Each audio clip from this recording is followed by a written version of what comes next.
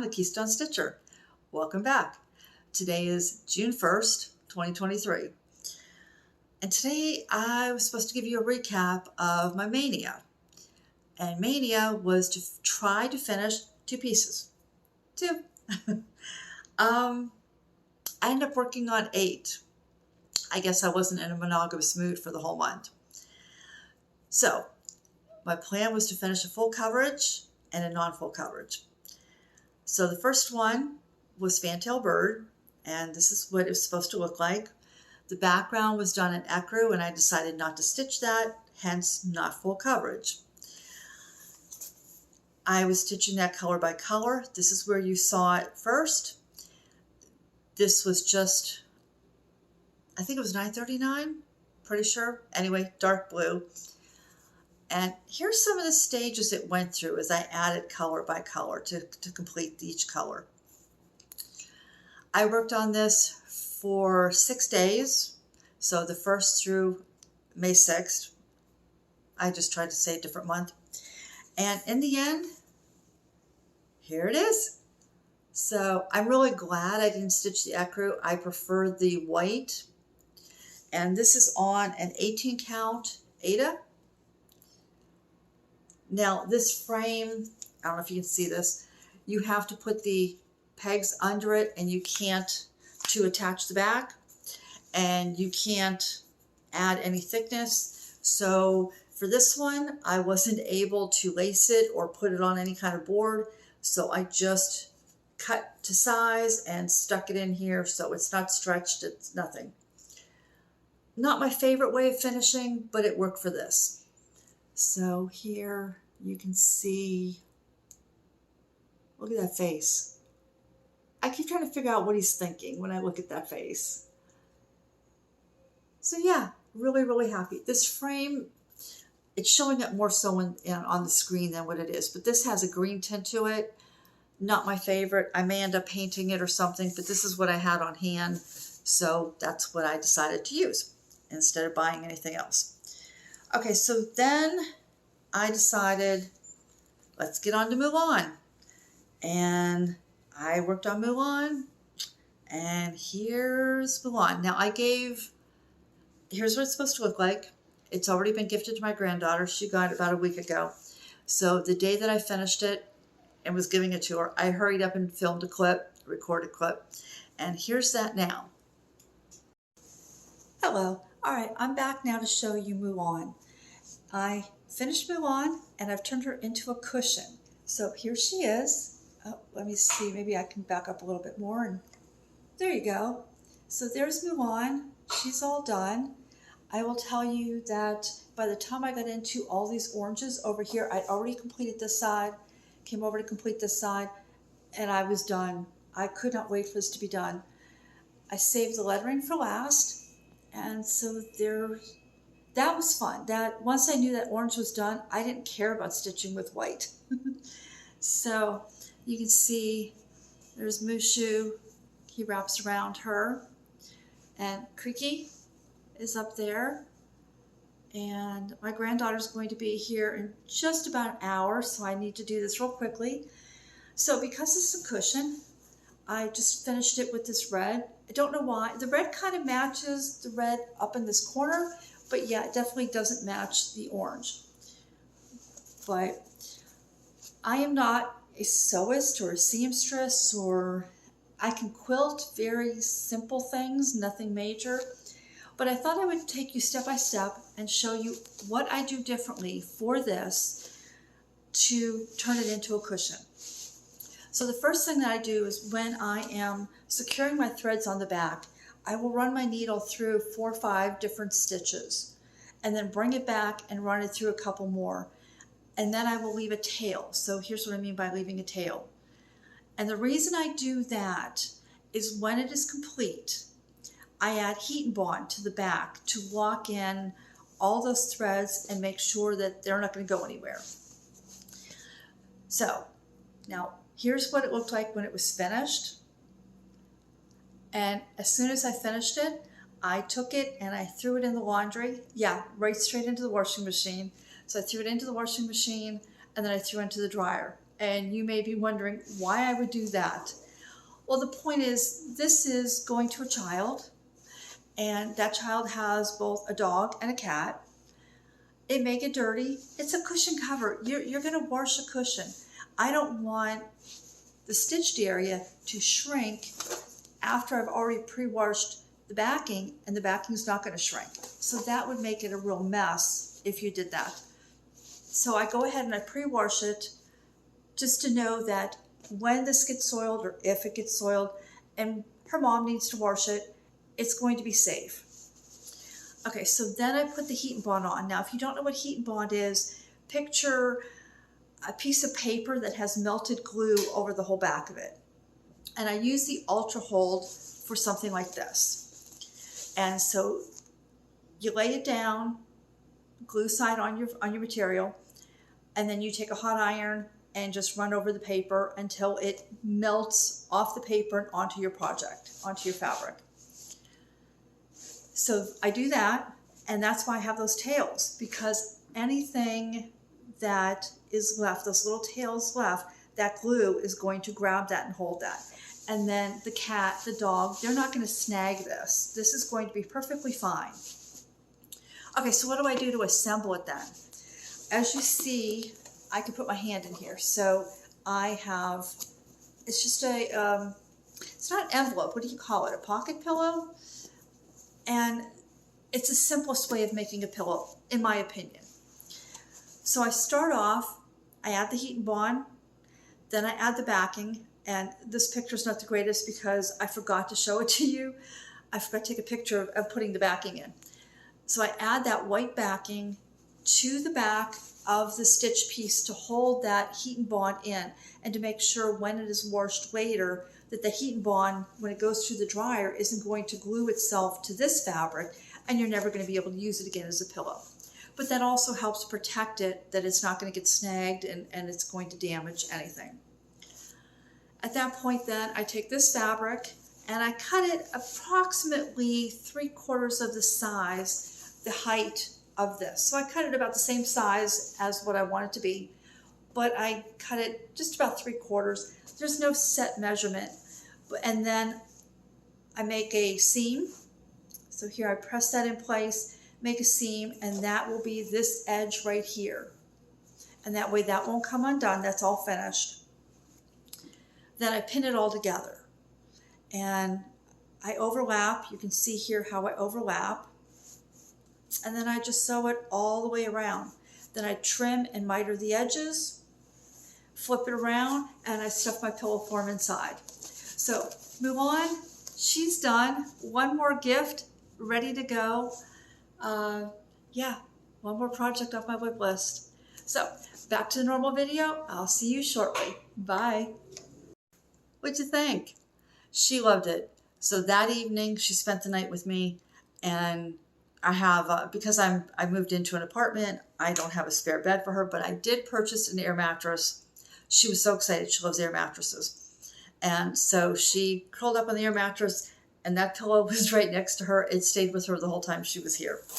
My son, her dad, saw it and went, "Are you still into Mulan?" And she went, "Yeah." I said, "Trust me, I've asked." I wanted to make sure she still liked it before I finished it. Okay, so at that point, I finished Mulan on the 21st. I had 10 days left. What was I going to stitch for 10 days? I hadn't planned anything. So I thought, oh, maybe I can get another finish. That didn't last very long. So I picked up October. So this is October Quilt from Paula Vaughan. It is from the book A Quilt for All Seasons. I'm stitching this on 18 count Barnwood. And here it is now. So I'm not sure how to do this. Let's see here. I thought this board would make it easier, and it's not. All right, so I came down here and filled in this quilt. I finished the back stitch over here, finished all the stitching down there. I still have a little bit more to do here and a little bit to do here, and I burned out. So, you know, if I put one good day into this, I could get this finished. And So let's compare. This is what it looked like last month and what it looked like now.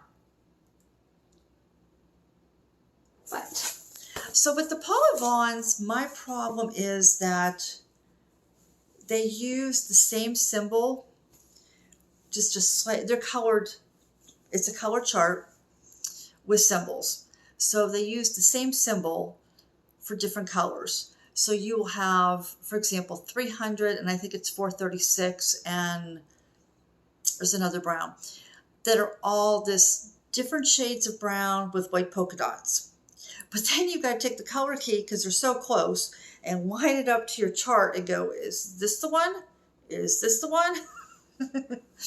And then when you have several colors next to each other, such as in the grass, because there's backstitch, each shade of green is very similar in color, but then they remove the symbol and just leave the color where there's going to be backstitch. So now you're sitting there going, but which green is going here that it has eliminated the symbol from? And I can only do that for so long, and then I go, done, don't want to do this. But the designs are beautiful.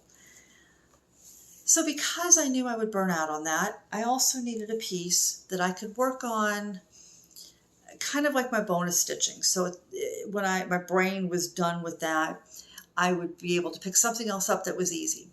And I decided to pick up one of my other projects that is a gift and work on that. So this is European City. This is what it will look like. It's by ProvitrulyaHandmade on Etsy. And this is where I got you. So you can see I spent more time on this. I accomplished more on this than I accomplished on October. I'm not sure I think I spent more time on it. So this is where it was last time you saw it.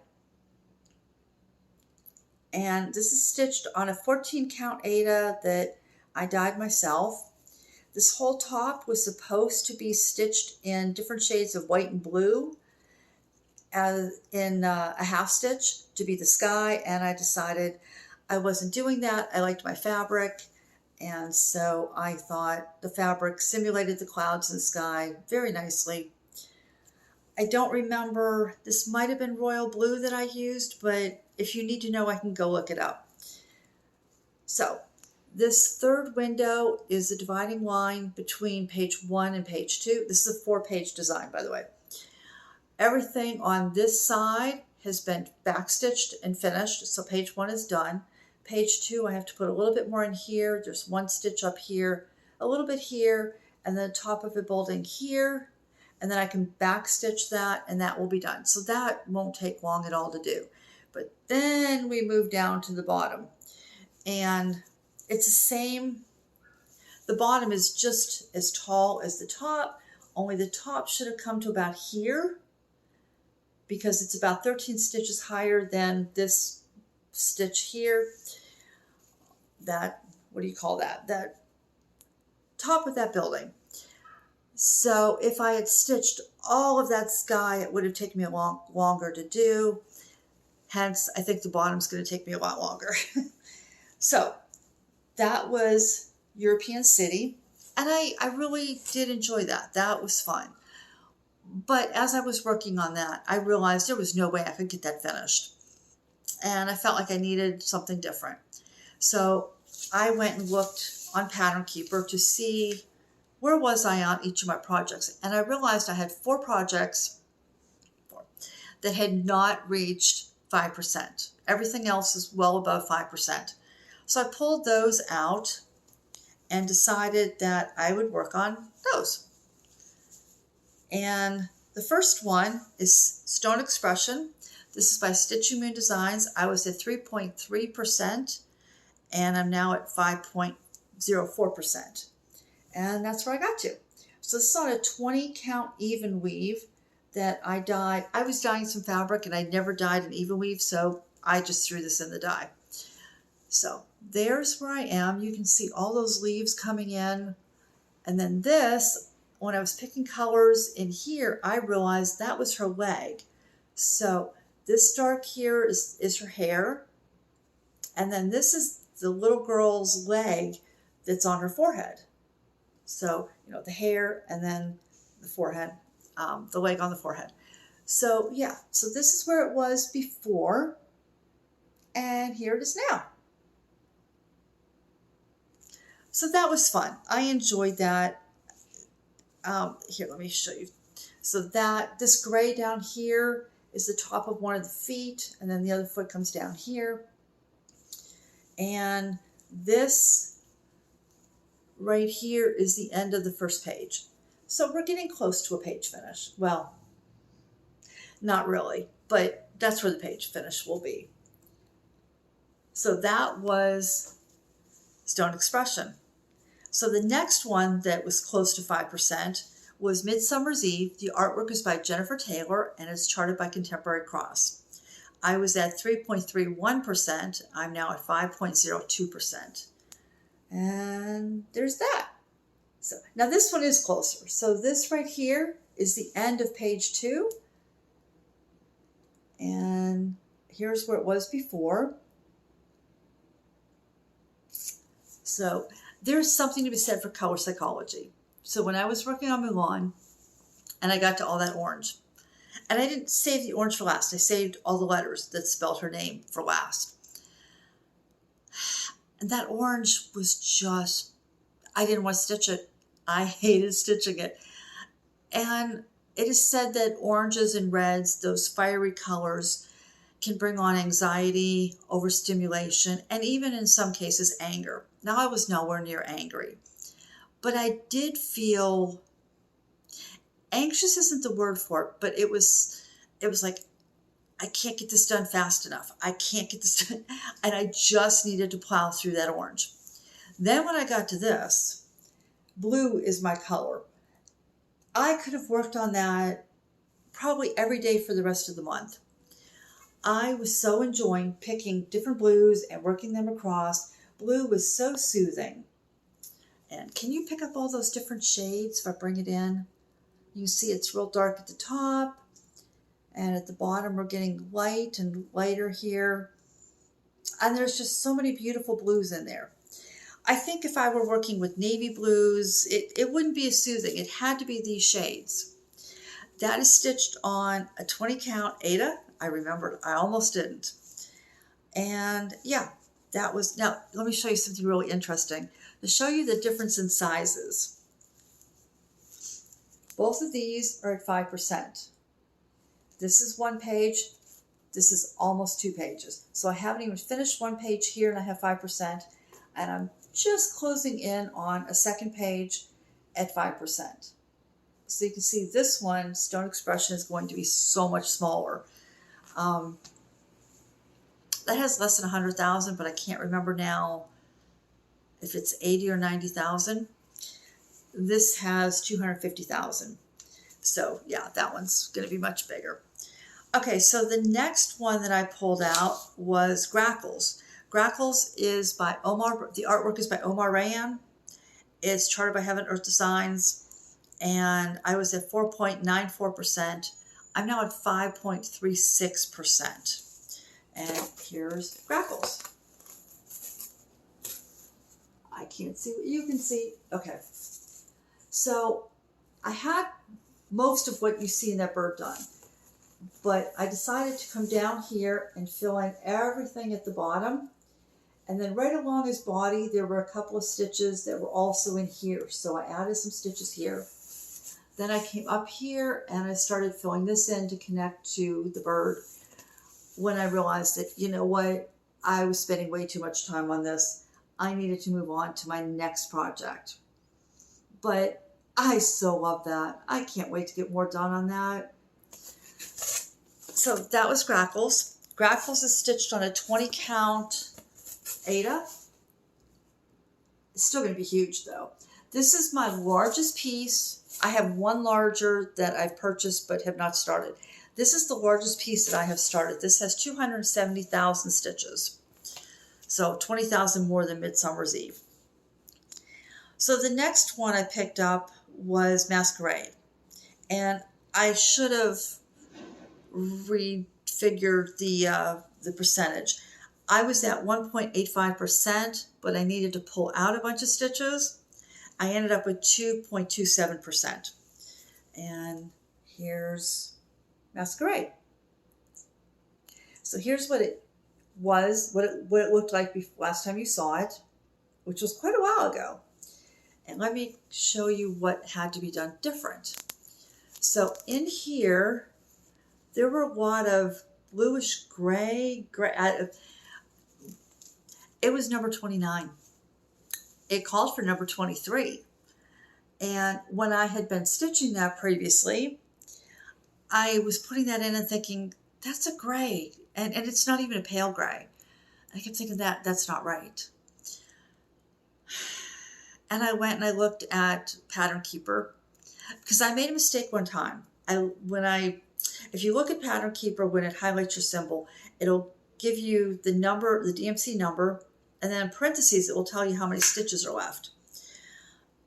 And one of the times that I did that, the number in parentheses matched a number of DMC. So that number corresponded to a DMC color. And I started stitching it and went, whoa, wait. And I figured that out real quickly. And I was able to just remove those few stitches. This time, I looked and went, no, it's number 23. I looked at my bobbin, it's number 23. So I kept stitching. And I would go and check. No, this is number 23. And I'd go back to the mock-up and go, this doesn't look right. But I went ahead and put a lot in. And I finished that color in this whole section. And I kept looking at it and going, this isn't right. So at that point, I went online and I typed in DMC 23 to see what it looked like. And it was more of a pinky white. And I went, yep, nope. So I ordered 23. Then I started comparing and matching and found out that what I had done when I was bobbinating is I somehow bobbinated the color number 29, the floss number, onto a bobbin that I'd labeled number 23. So all those stitches that were dark in here had to come out and be replaced with 23. So I'm not sure when I took all those out what my percentage really was. But then I started picking colors up here and just carrying them down through wherever they went, coming back up. And that's where I am there. So I'm not real happy with my stitches here. They look a little messy. And I think that's because I ripped everything out and then I was trying to put it back in. This is a fabric. I dyed this myself. I messed up the dyeing process. I put in the dye and I like to use the jar method. So I'll stuff my fabric in a jar and I'll use like a mason jar. And then I'll mix up the dye in another mason jar and then pour it over, cap it, and leave it. And then I got busy that day with some sewing I was doing. And it was like 3 hours later, 3 hours later, I remembered I was dyeing fabric. And it came out extremely blotchy and it came out very dark. It was 9:39 dark. So I took this and threw this into the washing machine immediately and put in some OxyClean and some detergent and put this on hot and I soaked it and then washed it and I got the color I wanted. But in doing that, all of my fibers fluffed up. And so it's been very hard because I stitch 2/1. All of my projects are 2/1. I don't stitch with one strand. And so it's very hard to get the needle in and work on that. So I think by the time I ripped all this out and I was trying to put it back in, I don't know if I'll rip it out again and try to do it over. But for now, that's where that is. So I didn't reach my 5%, but I was out of time. It was the end of the month. So we're going to move on to plans. But before we do, I have a couple purchases. So the first one was fabric, and it's this fabric. It's 18 count. I typically purchase only Zweigart fabric. I love Zweigart, but I had 2 projects I wanted to kit up, and I decided to look around and see what else I could find. And I found a fabric on Amazon called Caydo, C-A-Y-D-O. The piece was 39 inches by 60 inches, and it was $18.99, so $19. And I thought, I got to give that a try. That is so much cheaper than Zweigart. And it has the same thickness as Zweigart. It's even. There's no slubs in it. It has a feel to it like it has like it's coated with something almost. Or maybe it just has some sort of polyester or rayon or something in there, because it feels very smooth. It's a smoother fabric than Zweigart. It has the same, it's not floppy, but it's not stiff. It has that same stiffness as Zweigart has. So I'm actually kind of liking this. So that was my first purchase. The second purchase was from Etsy, from a shop called Country Town Girl, and it's called Blooming Mandala 3, and that was this one. I guess I was drawn to the blues. I don't know. I purchased this right around the time I was working on Mulan. So yeah, the orange, and I purchased something blue. And the next one is Holly Hughes, I believe it's number 34, and that's this. That's not my typical style of stitching, but I saw that this is from the sewing shop, which is run by Kaylee. Her channel and her Instagram is Kaylee10Stitch. And it just didn't leave my mind. Those colors, and I loved it. So I kept going back and looking at it and then going, do I want to do this? And I'd leave, and I kept thinking about it. And I finally went, you know what? If you're not forgetting about this, you want to stitch this. So I bought that, and I'll probably start that later in the year, maybe the 1st of January for next year. And finally, I was watching Tanya. Her channel is Stitching Addicted, and she was showing what she had purchased, and she showed this design. This is Cosmic Wolf. This is by Pain Free Crafts, and I went, ooh yeah. So I told Tanya, I said, you know, when you start that, I'll start mine. I bought it. I had to stop your video and go buy this. And she decided that, okay, if you have it, let's start it. So in talking, she asked me when I wanted to start it. I was itching for a new start after this crazy month of May. And I said, I'm thinking about starting it on the 1st. What do you think? And she said, that works for me. Now she's in New Zealand, right, Tanya? You're in New Zealand? And so she had messaged me yesterday and said, hey, it's the 1st for me. I can start it. So she started hers yesterday.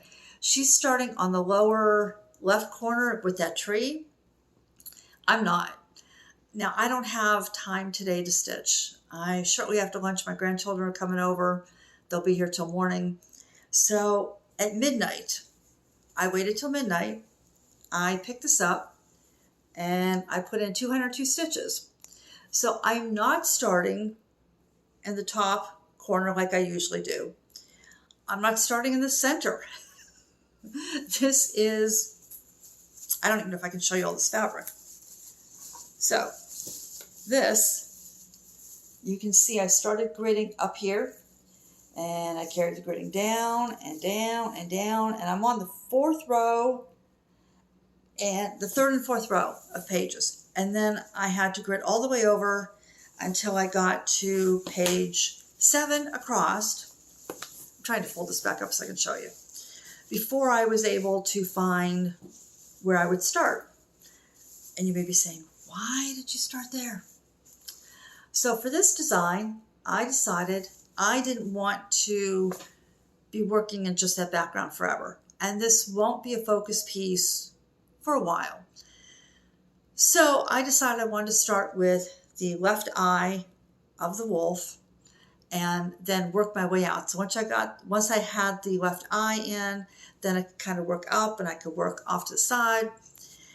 And I was trying to find that spot. And when I found that spot, it was by highlighting all the different blues on Pattern Keeper. And finally, I hit 939. And I could see, I'm going to show you this on Pattern Keeper. So you can see this little dark spot right here is what I stitched last night. But you can see the foundation for the eyes and the ears. Now, I don't want to put that much in. I definitely don't want to do all of this over here and down here. but I thought that would be a really good foundation so that I could see where I was. And then once I get maybe just this section in, then I'll fill in this eye, and maybe I'll come over here, maybe I'll go up. But that's where I'm working. So when you look at this, now you can see that was that dark section that you saw.